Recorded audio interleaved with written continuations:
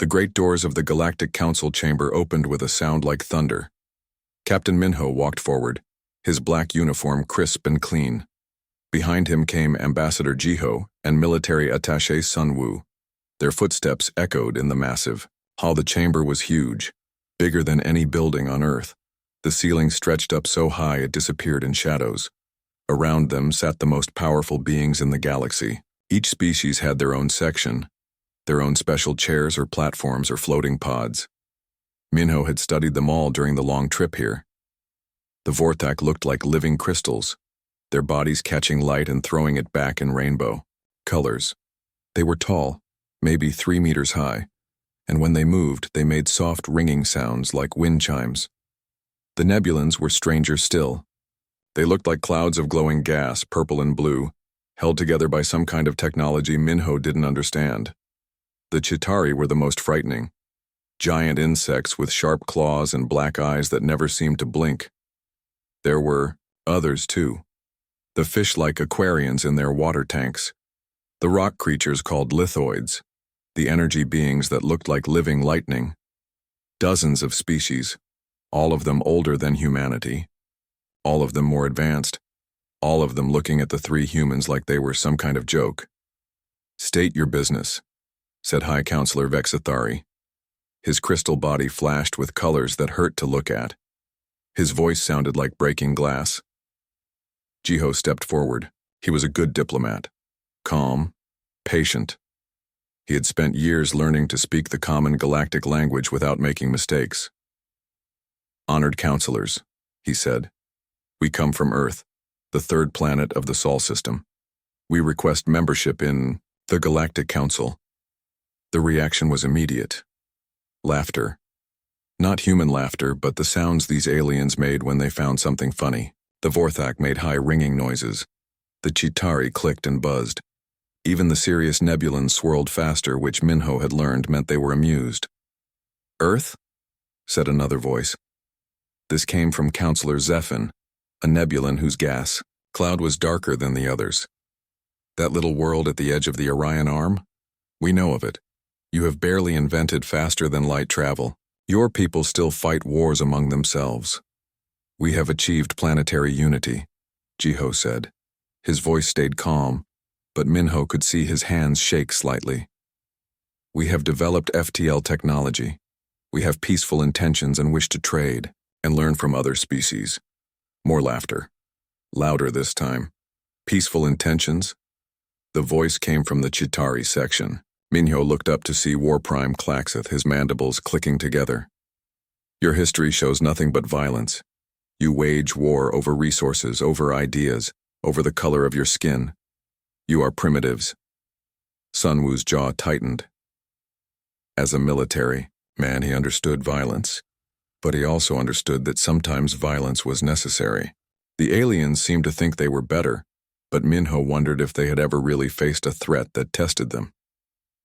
"Every species goes through growing pains," Jiho said. "We have learned from our mistakes. We offer our knowledge, our culture, our friendship to the galaxy." "Your knowledge?" Vexathari's crystal body flashed brighter. "What knowledge could you possibly have that we do not? Your species has existed for what, 200,000 years? The Vorthak civilization is 60 million years old. The Nebulans have existed since this galaxy formed. You are children playing with toys you barely understand. Your technology is crude," added another voice. This came from a lithoid, their rocky form grinding as they spoke. "Your ships are slow, your weapons are weak, your minds are simple." "But they are amusing," said Zephin. The gas cloud swirled in what Minho had learned was the Nebulan equivalent of a smile. "Look at them. So small, so soft. And they think they can sit with us as equals." The laughter grew louder. Minho felt his anger rising, but he pushed it down. Sun Wu's hand had moved slightly toward his sidearm, but he stopped himself. "They were here as diplomats, not soldiers. We do not ask to be equals immediately," Jiho said. "We understand we must prove ourselves. We ask only for the chance to do so." "Oh, you will have your chance," said Vexathari. The laughter began to die down. "The council is generous. We will grant your request. Minho felt a moment of hope. Then he saw the way the other aliens looked at each other, the way they seemed to share some private joke. Earth will be granted probationary membership, Vexathari continued. You will have rights to your home system and... He paused, checking a display that appeared in the air near him. 3 nearby systems, K447, M223, and L891. Sunwoo knew those designations. He had memorized every system within 50 light-years of Earth. Those systems had nothing. Dead, worlds, no resources, no value. You will have no voting rights, Vexathari continued. You may not build military vessels above Class 2 level. You may not establish colonies without council approval. You may trade only with species that choose to trade with you. The conditions kept coming, each one more limiting than the last. They were not being welcomed into the galactic community. They were being given a cage and told to be grateful for it. Furthermore, said War Prime Klaxeth, any disputes involving humans will be decided by this council. You have no right of appeal. You may not form military alliances. You may not develop certain technologies without permission. What technologies? Jiho asked. Any that we decide are too dangerous for your level of development, came the reply. The meeting went on for another hour. More conditions, more limitations, more laughter at humanity's expense. Finally, it was over. The 3 humans were escorted out by guards who looked like they were trying not to laugh. Outside the chamber in the corridor that led to the landing platforms, Jiho finally spoke. That could have gone better, he said. Sunwoo made a sound that might have been agreement. They think we're a joke. We got what we came for, Minho pointed out. Membership, even if it's not what we hoped for. Did we? Sunwoo looked back at the massive doors they had just exited. Or did we just paint a target on ourselves? The trip back to their ship was quiet. Around them, aliens went about their business. Some stared at the humans with curiosity. Others ignored them completely. A few pointed and made sounds that were probably laughter. On the ship, as they prepared for the journey home, Minho called Earth. The communication delay was only a few seconds thanks to the quantum relay stations, but it felt much longer. How did it go? Asked General Taehyun. His face appeared on the main screen, tired but hopeful. We're in, Minho said. Barely. He explained the conditions, the limitations, the way they had been treated. As he spoke, he watched Taehyun's expression change from hope to anger to something else, something cold. I see, the general said when Minho finished. And they think this is generous? They think we're primitives, Sunwoo said. Dangerous primitives who need to be controlled. Maybe they're right, Jiho said quietly. Maybe we are primitive compared to them. They have technologies we can barely imagine, ships that could destroy our entire fleet without effort. They've been traveling the stars since before humans discovered fire. Maybe, Taehyun agreed, but primitive doesn't mean stupid. And being underestimated can be an advantage. The connection ended. The ship began its journey home. As they traveled through space past alien ships and stations, Minho thought about what had happened. The laughter, the dismissal, the way they had been treated like children asking adults to let them sit at the big table. They're only humans, he remembered one of the counselors saying. The phrase had been meant as an insult, as a way to dismiss them. But as Minho stared out at the stars, he wondered if the aliens understood what it really meant to be human. They saw weakness. They saw a short lifespan and soft skin and simple technology. They didn't see the stubbornness, the ability to adapt, the way humans could take the worst situation and find a way to survive, to grow stronger. The aliens had just made their biggest mistake. They had given humanity something to prove. And humans, when they had something to prove, could be very dangerous indeed. The journey home would take 2 weeks. Minho spent it planning, not for celebration, not for acceptance of their new status for war. 15 years had passed since humanity joined the Galactic Council. To most of the galaxy, humans had settled into their role as a minor species. They worked their small colonies on worthless worlds. They traded for basic goods. They caused no trouble. The aliens had forgotten about them, just as they had forgotten about dozens of other small species that came and went in galactic politics. Humans were background noise. Unimportant. This was exactly what Admiral Taehyun had hoped for. He stood in the command center of Installation 7, deep inside an asteroid in the belt around Sol. Through the reinforced windows he could see the construction yard stretching away into the darkness. Massive ships taking shape under the hands of human workers and automated systems.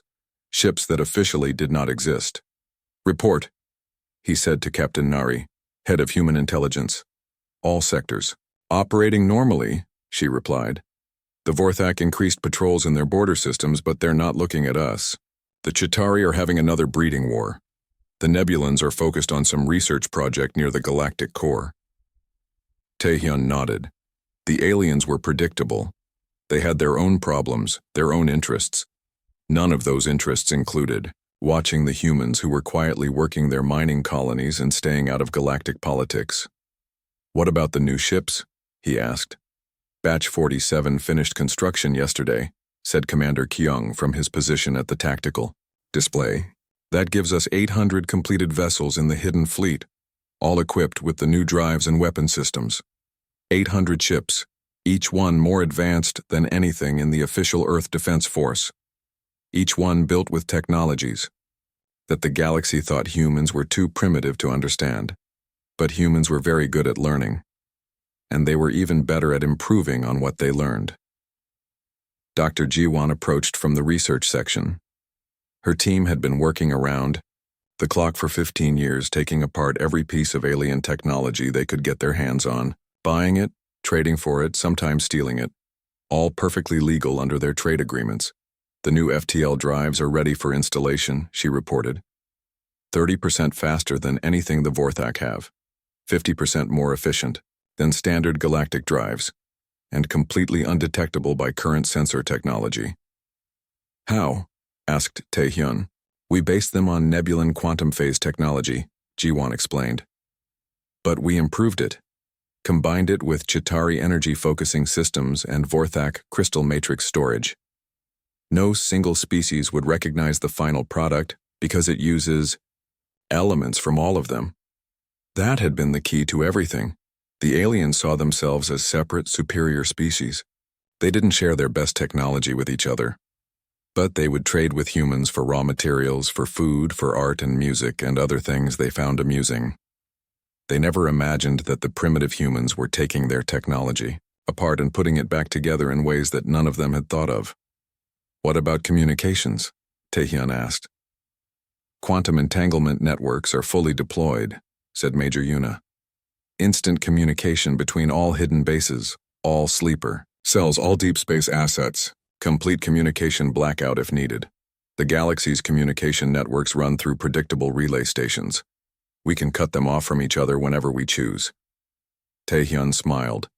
The aliens thought their communication technology was impossible to intercept or jam. They were right about interception, but jamming was different. Humans had found ways to disrupt the quantum fields that the galactic networks depended on. When the time came, every alien species would be talking to themselves. "Personnel status?" he asked. General Seojin stepped forward. He was in charge of training the new kind of human soldier that the coming war would require. "All military personnel have completed xenobiology training. Every soldier can identify alien weak points, understand alien psychology, and speak at least 3 alien languages. Special Forces teams have infiltrated 47 alien worlds as traders, researchers, and diplomats. They suspect nothing. Nothing. To them, we're just curious humans trying to understand the galaxy. They find it charming that we want to learn their languages and customs. They have no idea we're studying them for weaknesses. That was another alien mistake. They saw human curiosity as proof of their primitive nature. A more advanced species wouldn't need to ask so many questions, wouldn't need to study so hard to understand things that should be obvious. They didn't understand that human curiosity was a weapon. Every question a human asked was gathering intelligence. Every cultural exchange was a scouting mission. Every trade agreement was a chance to map their systems and understand their capabilities. Industrial production? Taehyun asked. Exceeding all projections, replied Chief Engineer Do-hyun. The hidden facilities are producing war materials at rates that would surprise even us if we didn't see it happening. Raw materials from the mining colonies, processed in facilities that the aliens think are just enlarged mining equipment, weapons that appear to be mining tools until they're activated, ships that look like cargo haulers until their real systems come online. The genius of the plan was its simplicity. Humans had been given worthless systems to work with. Dead worlds, with no resources that anyone else wanted. So the aliens ignored what humans were doing there. They saw mining ships coming and going. They saw industrial development that looked normal for a growing species. They didn't see the massive underground facilities, the weapon testing ranges hidden in crater fields on dead worlds, the shipyards built inside asteroids that were hollowed out and turned into construction sites. Any problems with security? Taehyun asked. None, said Intelligence Officer Minji. The alien intelligence services don't even monitor us seriously. They have files on humanity, but they're 15 years out of date. They know about our official fleet, our official colonies, our official technology. They have no idea about any of this. She gestured around the command center. Through the windows, work continued on the hidden fleet. Thousands of humans working in shifts around the clock, building the tools that would reshape the galaxy. They see what they expect to see, Taehyun said. A minor species struggling to survive in systems no one else wants. Primitive humans with primitive technology, happy to trade raw materials for things they can't build themselves. Speaking of trade, said Economic Coordinator Byum, the cultural exchange programs are working beyond our best projections. Alien species are fascinated by human art, music, literature, and entertainment. We're gathering psychological profiles on entire populations through their responses to our cultural products. That had been an unexpected advantage. The aliens were ancient species with old, established cultures. They had seen everything, done everything, created everything they thought was worth creating. Then humans arrived with fresh perspectives, new ideas, different ways of thinking about art and beauty and entertainment. The aliens found human culture refreshing. They studied it, discussed it, analyzed it. They wrote papers about human creativity and held conferences about human artistic development. They never realized that every human cultural product was carefully designed to reveal alien psychology, that every song, every story, every piece of art was a test designed to understand how different species thought and felt and reacted. Phase 2 preparations? Taehyun asked. Ready to implement on your order, said Strategic Coordinator Jisoo. Sleeper assets are in position throughout alien space. Strike packages are ready for deployment. Communication jamming systems are installed and tested. Economic warfare protocols are loaded and ready.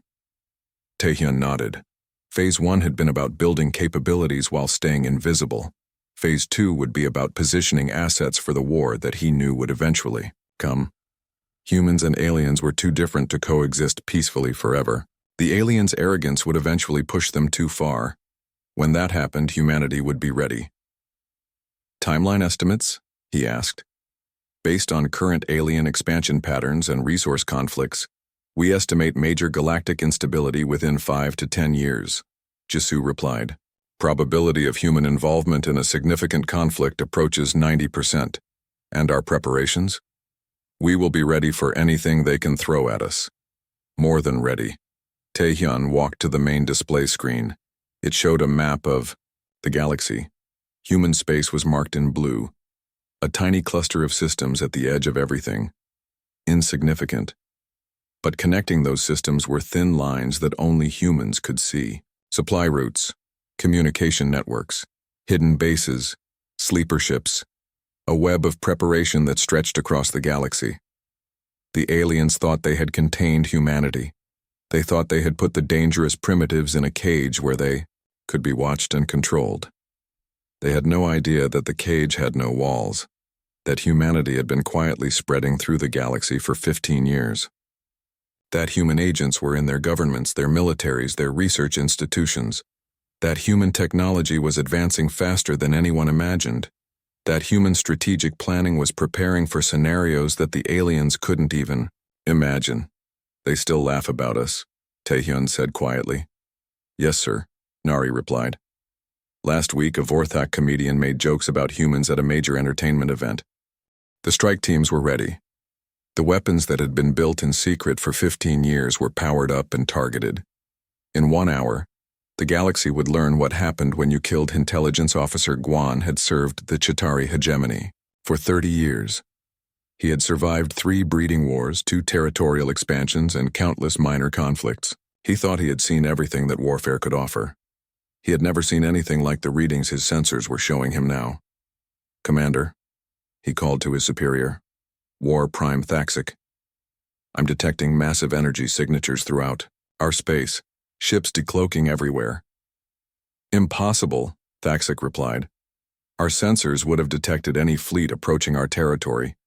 What you're seeing must be sensor ghosts or equipment failure. Guan checked his instruments again. The readings were getting stronger. Sir, I'm showing over 400 vessels in our space. Large ones. They're not using any propulsion systems I recognize. War Prime Thaxic moved to the sensor station. He was an old warrior, his carapace scarred from decades of battle. He had commanded Chitauri fleets since before humans had even discovered faster-than-light travel. Show me, he ordered. The tactical display lit up with red markers. Ships appearing throughout Chitauri space, not in any recognizable attack formation, but positioned with surgical precision near every important facility, every military base, every population center, by the Hive Mother. Thaxic whispered. Where did they come from? Unknown, sir. They're not matching any known ship designs in our database. But, sir, I'm detecting human energy signatures. Human? Thaxic's mandibles clicked in what would have been laughter if he wasn't so confused. Humans don't have ships like this. Their entire fleet consists of maybe 50 primitive vessels. These readings show advanced technology beyond anything in our files. Guan was running every scan he could think of. Sir, I'm also detecting disruption of our communication networks. Someone is jamming our quantum relay systems. That's impossible. Only the most advanced species have jamming technology that's sophisticated. Sir, another technician called out. I'm receiving reports from installations throughout our space. They're all reporting the same thing. Large, unidentified vessels, appearing without warning. War Prime Thaxic activated the emergency communication system, or tried to. The quantum relay network that connected all Chitauri forces was completely silent. We're cut off, he said quietly. Someone has severed our communications with the rest of our space. Who could do this? Guan asked. Even the Vorthak don't have this level of electronic warfare capability. Before Thaxic could answer, the main communication screen activated. A human face appeared. Not the primitive, desperate human they had dealt with during the colony evacuation, but someone else. Someone wearing a military uniform that Guan didn't recognize.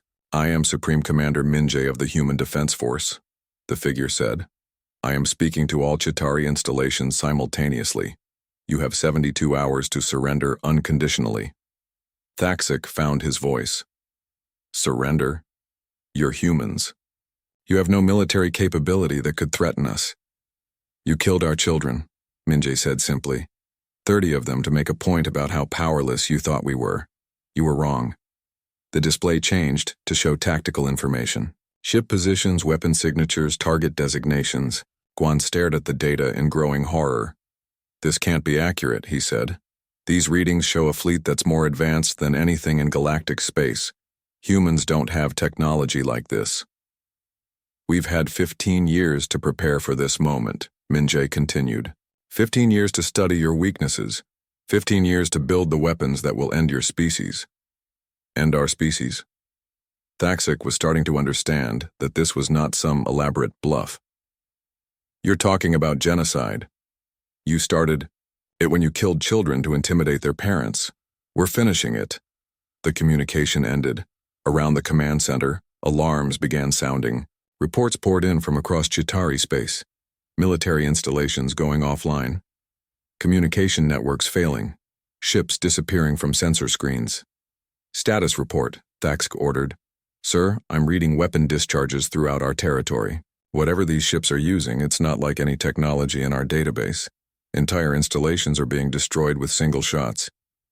Guan pulled up the sensor data from their home system's defense platforms. What he saw made his exoskeleton go cold. Sir, look at this, he said. The display showed the approach of a single human vessel toward Chitauri Prime, the heart of their civilization. The ship was enormous, easily the size of their largest battleships, but its design was unlike anything they had ever seen. As they watched, the ship came within range of the planetary defense grid. Hundreds of weapon platforms opened fire simultaneously.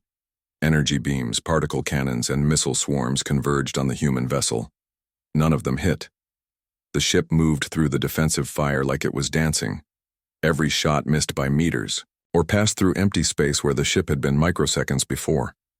Its defensive systems seemed to know exactly where each attack would come from and how to avoid it. Then it fired back. A single beam of energy lanced out from the human ship.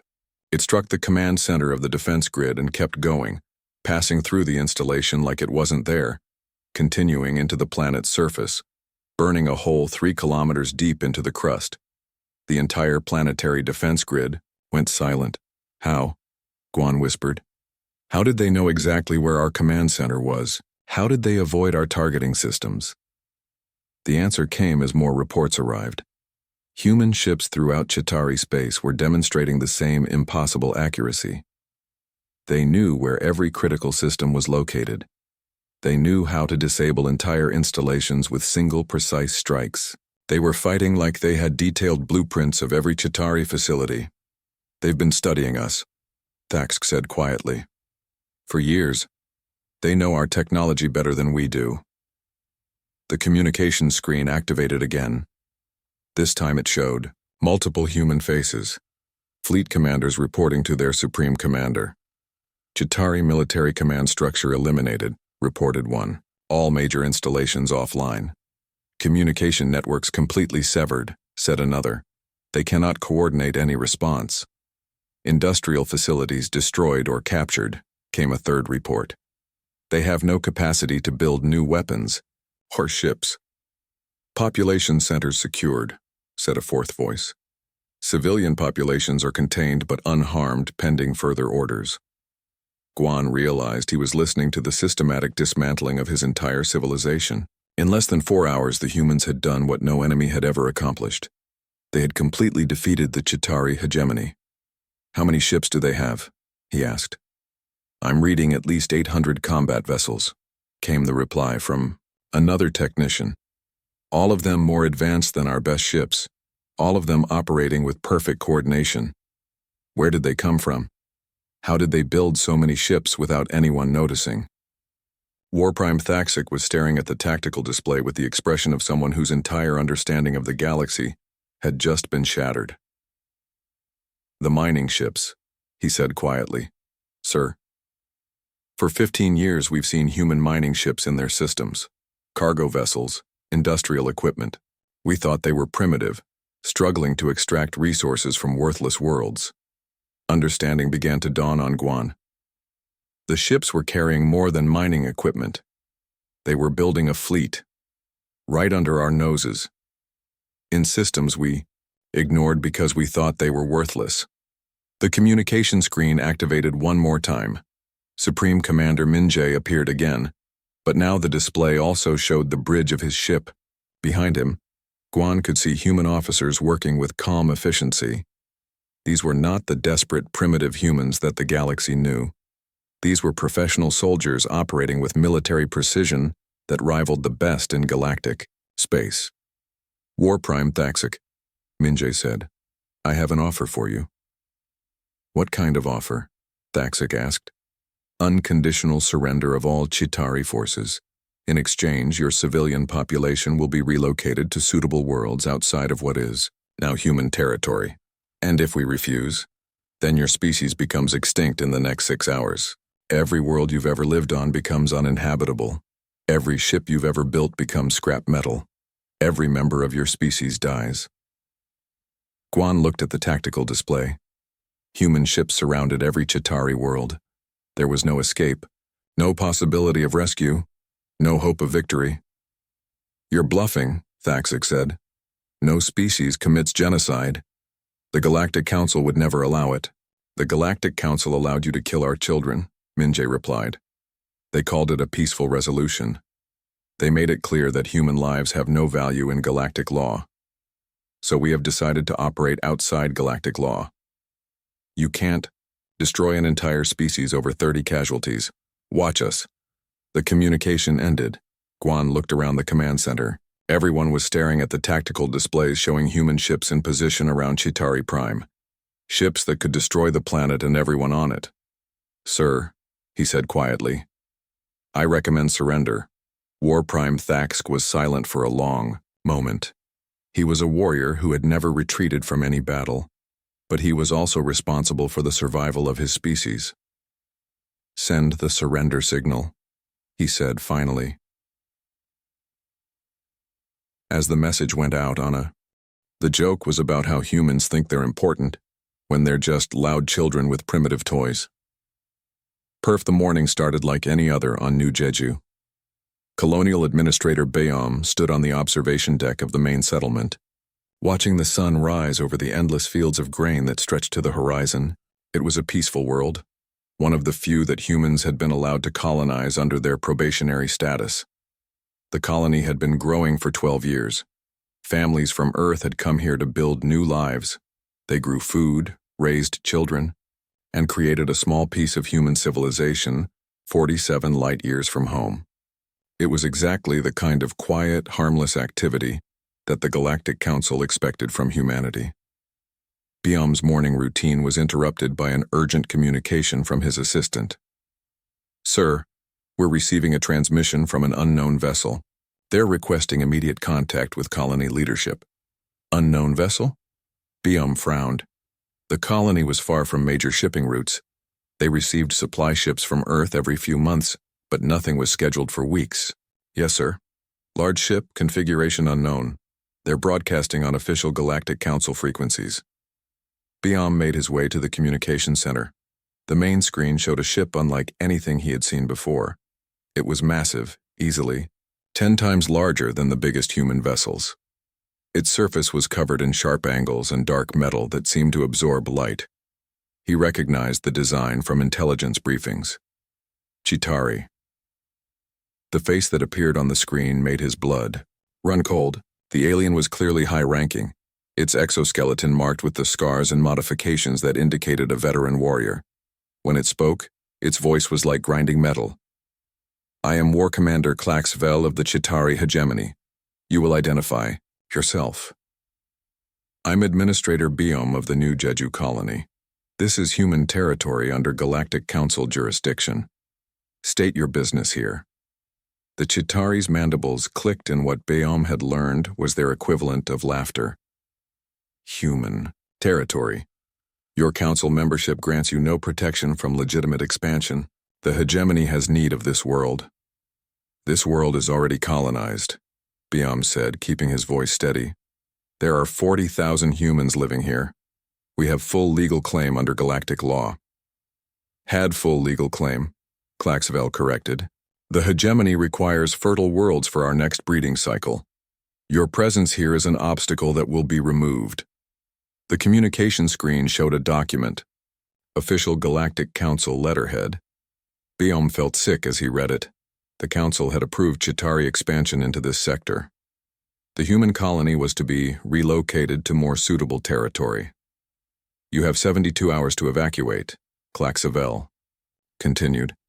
"Take only personal belongings. All infrastructure and agricultural development will become Chitauri property." "This is our home," Biom said. "These people have built their lives here. Where are we supposed to go?" "Not our concern." "You have 72 hours.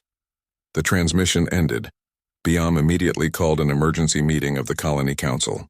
The 5 elected representatives who helped him govern New Jeju gathered in the council chamber, their faces grim as he explained the situation. "They can't do this," said Councillor Hyegen. a former lawyer who had helped write the colony's legal charter.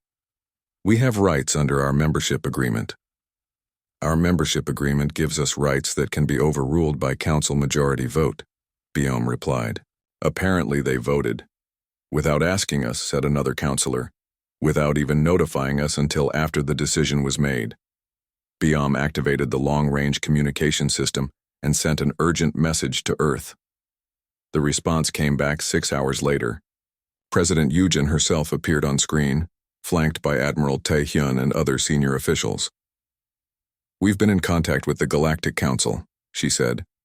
"They confirmed the Chitauri expansion authorization. They suggest that the new Jeju colonists relocate to one of our other approved worlds." "Which worlds?" Biom asked, though he suspected he already knew the answer. K447, M223, or L891. The dead worlds. Airless rocks with no water, no soil, nothing that could support human life without massive technological support that the colony couldn't afford. "In other words, they want us to die quietly," Biom said. "President." Yujin's expression was carefully neutral, but Biom could see the anger in her eyes. "We are exploring all diplomatic options. In the meantime, begin evacuation preparations. That's an order." The connection ended. News of the evacuation order spread through the colony within hours. 40,000 people were being told to abandon everything they had built and move to worlds that couldn't support human life. The reaction was what Biom expected: anger, fear, desperation. Some families began packing immediately. Others refused to leave. Most were somewhere in between, hoping for a miracle that everyone knew wasn't coming. Teacher Somin gathered her students in the school auditorium. These children had been born on New Jeju. It was the only home they had ever known. "How do you explain to a 10-year-old that they have to leave everything behind because aliens need their planet for breeding? Are we going to die?" asked Hanul, a bright girl who always asked difficult questions. "No," Somin said, hoping she wasn't lying. "We're going to be relocated to other worlds. It will be an adventure." The children weren't stupid. They could see the fear in the adults' faces. They knew that something terrible was happening. On the second day, the Chitauri ships began arriving. Not just the war commander's vessel, but dozens of others. Transport ships, construction vessels, and most ominously, military escorts. They took up positions in orbit around New Jeju, blocking any escape routes. The evacuation was proceeding slowly. There simply weren't enough ships to move 40,000 people and their belongings in 72 hours. The colonists were being forced to leave behind everything except basic personal items. Biom received another communication from War Commander Klaxvel. "Your evacuation is proceeding too slowly," the alien said. "We will provide encouragement." "What kind of encouragement?" Biom asked. "Observe." The orbital bombardment began immediately. Not on populated areas, but on empty sections of the planet. Agricultural areas that were supposedly unused. The message was clear: cooperate or face the consequences. But the areas weren't empty. 3 farming communities were in those zones. And worse, the colony school had organized field trips to the agricultural research stations. Somin was leading one of those trips when the bombardment began. She had taken 30 children to see the experimental crops that might help improve food production. They were in the transport vehicle heading back to the main settlement when the sky lit up with energy beams. The children pressed their faces to the windows, watching the light show. They thought it was beautiful. They didn't understand what they were seeing. "Teacher, what's that?" asked Bora, pointing at the bright flashes on the horizon. "I don't know," Somin lied. She knew exactly what it was. She tried to contact the colony, but communications were being jammed. The transport was old, one of the first vehicles brought to the colony. Its shielding was minimal. When the energy beam struck the ground near them, the electromagnetic pulse fried every electronic system in the vehicle. They were stranded 20 kilometers from the main settlement, with 30 children and no way to call for help. Somin tried to keep the children calm while she figured out what to do. The vehicle wouldn't start. The radio was dead, but they could walk. 20 kilometers wasn't that far. They made it 3 kilometers before the second wave of bombardment began. This time the beams weren't aimed at empty ground. War Commander Claxfell had decided that the evacuation needed more encouragement. The energy beam struck directly at the transport route between the agricultural areas and the main settlement. The beam that hit Soman's group vaporized everything within 100 meters. 30 children, their teacher, and their dreams of growing up on a world they called home. Gone in an instant. Biom received the casualty report 2 hours later. Rescue teams had found the wreckage. No survivors. The children had been identified by DNA traces in the debris field. He stared at the list of names. Hanul, who always asked difficult questions. Bora, who wanted to be a farmer like her parents. 30 bright young lives ended by aliens who saw them as obstacles to be removed. The evacuation continued. More ships arrived from Earth to help transport the colonists. But the damage was done. 30 children were dead, and no one was going to pay for it. Biom sent the casualty report to Earth. Along with his resignation, he couldn't be part of a government that would abandon its own children to alien violence. The response came back faster than he expected. Not from the civilian government, but from Admiral Taehyun himself. "Received your report," the Admiral said. His face on the screen was calm, but his eyes were like ice. "Continue evacuation operations. All colonists are to be safely relocated to temporary facilities on Luna Base. Full support will be provided." "What about justice for the children?" Biom asked. "Justice will come," Taehyun replied. "But not yet. Continue your duties, Administrator. Your people need you." The evacuation was completed on schedule. 40,000 colonists, minus 30 children, were transported to temporary shelters near Earth. The Chitauri moved in immediately, beginning construction of their breeding facilities. The Galactic Council issued a statement pre. The war room beneath Luna's surface had never seen activity like this. For 15 years it had been used for planning and preparation. Now it was the nerve center of humanity's first galactic war. Supreme Commander Minjae stood before the massive, tactical display that showed the entire galaxy. Red markers indicated Chitauri space. Blue showed human territory. Yellow marked the locations of human sleeper assets that had been positioned throughout alien space over the past decade and a half. Around the circular table sat the finest military minds humanity had ever produced. These officers had spent years studying every aspect of galactic warfare. They knew their enemy better than the enemy knew themselves. "Report," Minjae said. Admiral Seojin, head of naval operations, spoke first. "All fleet units are ready for deployment. The hidden shipyards have completed production of the war fleet. 800 ships of the line fully equipped with our most advanced technology, 200 support vessels, 50 specialized strike craft." "Personnel status?" Minjae asked.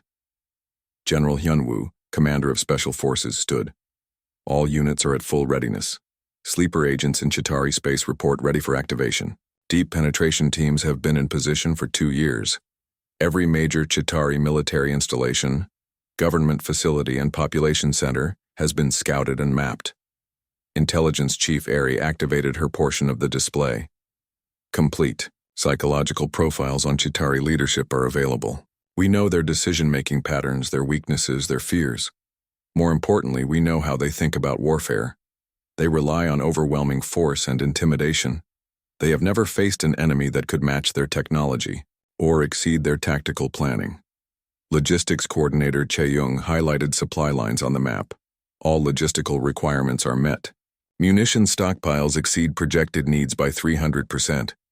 Fuel and spare parts are pre-positioned throughout the operational area. We can sustain full-intensity operations for 2 years without resupply from human space. Minjae nodded. The planning had been perfect. But this war would not be won by logistics alone. "What is the recommendation of this council?" he asked. The room was quiet for a moment. These officers had spent their careers preparing for this decision. They had studied history, analyzed every possible outcome, considered every moral and practical implication.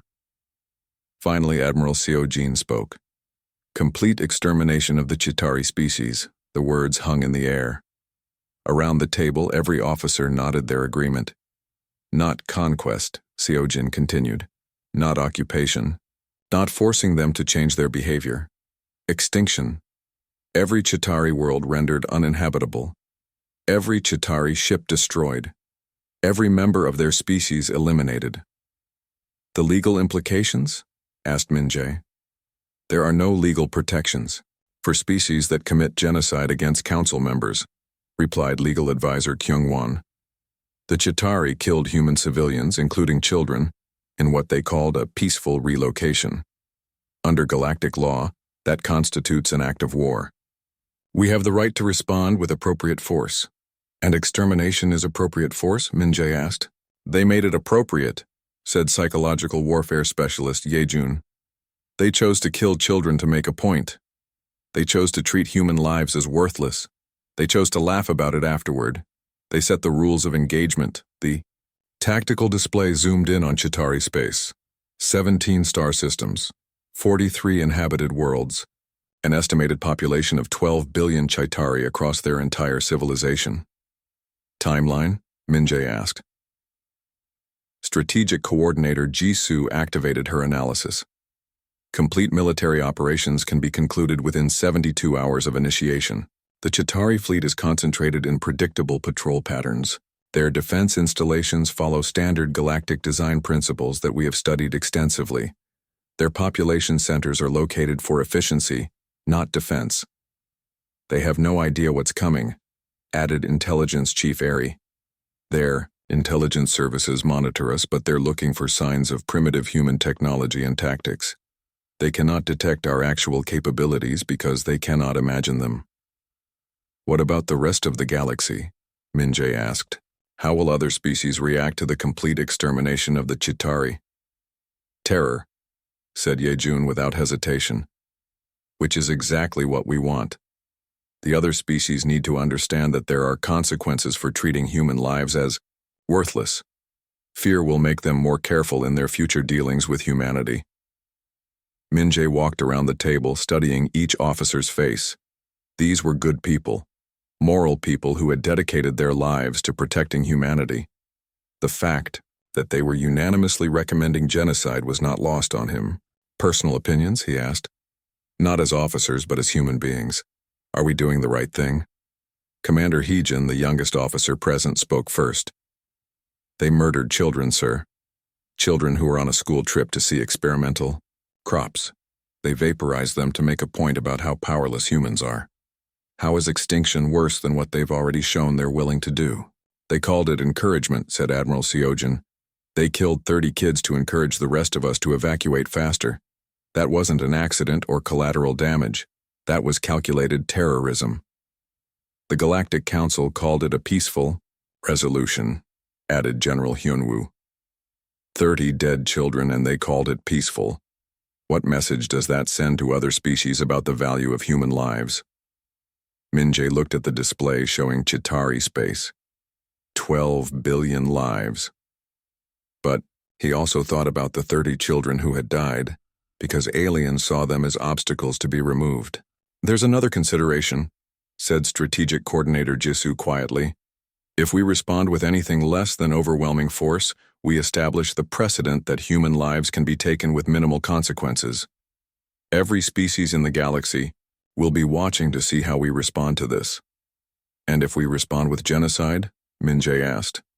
Then every species in the galaxy will understand that killing humans has unacceptable consequences, Jisoo replied. They will be much more careful about how they treat us in the future. Min-jae returned to his position at the head of the table. Around him, the most capable military leaders humanity had ever produced waited for his decision. Authorization codes? He asked. The officers began entering their command codes into the secure terminals. One by one, the authorization lights turned green. The machinery of war that had been built over 15 years was ready to activate. Min-jae entered his own codes. The master authorization light turned green. Ladies and gentlemen, he said quietly, humanity is now at war with the Chitauri hegemony. Our objective is the complete elimination of their species. Rules of engagement are unlimited. No Chitauri military or civilian targets are off limits. No quarter will be given. No surrender will be accepted. He paused, looking around the room, one more time. They wanted to teach us about the consequences of being weak. Instead, they're about to learn about the consequences of being cruel. The room erupted into controlled activity. Orders were transmitted to fleet commanders throughout human space and beyond. Sleeper agents received their activation codes. Strike. Teams began moving toward their targets. In hidden bases throughout the galaxy, human ships that had been disguised as civilian craft began revealing their true nature. Weapons systems that had been hidden inside mining equipment powered up. Soldiers who had been living as traders and researchers for years began moving toward their assigned targets. The galaxy was about to discover that humanity had spent 15 years preparing for this moment. Admiral Seojin coordinated the naval deployment. All fleet units execute Operation Starfall. Primary targets are Chitauri military installations and government centers. Secondary targets are population centers and industrial facilities. Leave nothing functional. General Hyunwoo managed the Special Forces insertion. All deep penetration teams commence sabotage operations. Disable their communications, their transportation networks, their power grids. Make it impossible for them to coordinate a defense. Intelligence Chief Eri activated the electronic warfare systems. Initiate communication jamming across all Chitauri space. Cut them off from each other and from any potential allies. The war would be decided in the first few hours. The Chitauri had never faced an enemy with humanity's level of preparation and technological advancement. They had no idea what was about to hit them, but before the shooting started, there was one more message to send. Min-jae activated the emergency diplomatic channel to Chitauri High Command. The face that appeared on the screen was War Commander Klaxavel, the same alien who had ordered the bombardment that killed 30 children. Human, the Chitauri said with obvious amusement. Do you call to surrender your other colonies before we are forced to provide more encouragement? No, Min-jae said calmly. I'm calling to inform you that you have made a mistake. You killed human children. You thought there would be no consequences. What consequences could you possibly? Klaxavel began. You're about to find out, Min-jae interrupted. You have 1 hour to contemplate what you've done. Then your species ends. He cut the transmission. Around the war room, the final preparations were completed. The hidden fleet was in position. The emergency session of the Galactic Council was unlike anything in the organization's million-year history. Representatives from every major species had gathered in the Great Chamber, but instead of the usual calm discussions about trade and territory, there was panic in the air. High Counselor Vexithari's crystal body was flashing rapid colors that indicated extreme agitation. Around the chamber, other species showed their own signs of distress. The nebulans were swirling in tight, anxious patterns. The lithoids' rock forms were grinding against themselves. Even the usually calm Aquarians were moving restlessly in their water tanks. The Chitauri hegemony no longer exists, announced Intelligence Coordinator Zephal, his gas cloud form darker than usual. 17 star systems, 43 worlds, 12 billion individuals, all under human control as of 6 hours ago. The chamber erupted in shocked conversations. Dozens of different languages filled the air as species tried to understand what they were hearing. Impossible, said War Prime, Gaxth of the Lithoids. Humans have maybe 50 ships, primitive technology. They couldn't defeat a local patrol, much less an entire galactic power. The evidence is undeniable, Zephal replied. Our monitoring stations recorded the entire operation. Human ships appeared throughout Chitauri space simultaneously, advanced, vessels using technology we don't recognize. The Chitauri military was eliminated in under 4 hours. Ambassador Neon stood at the human delegation podium. She was different from the previous human representative. Where Ambassador Jiho had been nervous and eager to please, this woman radiated calm confidence. Her uniform was military in style, and her bearing suggested someone accustomed to giving orders rather than making requests. The floor recognizes the human representative, Vexthari said, his voice like breaking glass. Thank you, High Counselor, Neon said. I bring greetings from the Human Defense Force and an explanation of recent events. Explanation. The voice came from the Vorthak section. You've committed genocide. You've destroyed an entire species. Correction, Nyan said calmly. The Chitauri species continues to exist. Their military has been eliminated, and their government has been dissolved. But civilian populations have been relocated to suitable worlds. No genocide has occurred. You destroyed their entire civilization. They destroyed 30 of our children. We responded proportionally. The chamber fell silent. Every species present had heard about the incident at the human colony, but most had dismissed it as a minor border dispute. 30 deaths do not justify the elimination of an entire stellar nation, said Counselor Yathri of the Aquarians. Don't they? Nyan asked. For 15 years, this council has treated human lives as worthless. When the Chitauri killed our children, you called it a peaceful resolution. When we protested, you ignored us. When we demanded justice, you told us to accept what had happened and move on. The Chitauri expansion was approved by proper council procedures, Vexthari said. The relocation was handled according to established protocols. Your protocols allowed for the murder of children, Nyan replied. So we decided to establish our own protocols. She activated a display that showed the Sol system. The council members had seen these images before during humanity's initial membership request. A small star with a few inhabited worlds, minimal industrial development, primitive technology. This is what you thought human space looked like, Nyan said. The display changed. Now it showed the same system, but with layers of hidden infrastructure revealed.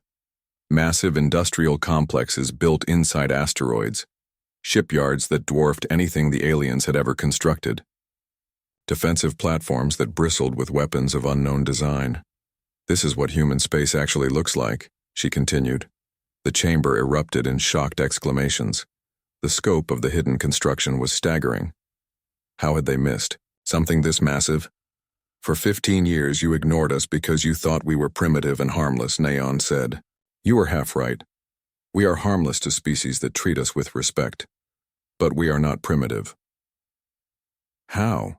Asked Zephal. Our intelligence services monitor all member species. How did you hide construction on this scale? You monitored what you expected to see, Nyan replied. Mining ships, cargo haulers, industrial development appropriate for a minor species working worthless star systems. You never looked closely, because you assumed there was nothing worth seeing. The display changed again, showing human ships decloaking throughout the galaxy. Not just in human space, but everywhere. Near every major alien world, every strategic location, every critical facility. You placed weapons throughout our territory? Vexathari's crystal form was flashing angry reds and oranges. We placed defensive assets in international space, Nyan corrected. Over 15 years, thousands of human vessels have traveled through the galaxy on legitimate trade and diplomatic missions. Some of those vessels remained at strategic locations. Sleeper ships, said War Prime Gaxeth. You've been positioning weapons platforms throughout the galaxy for 15 years.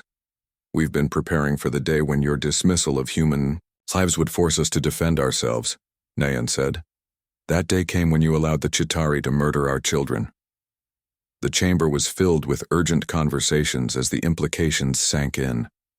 If humans had weapons positioned throughout the galaxy, no world was safe from retaliation. What do you want? Asked Vexthari finally.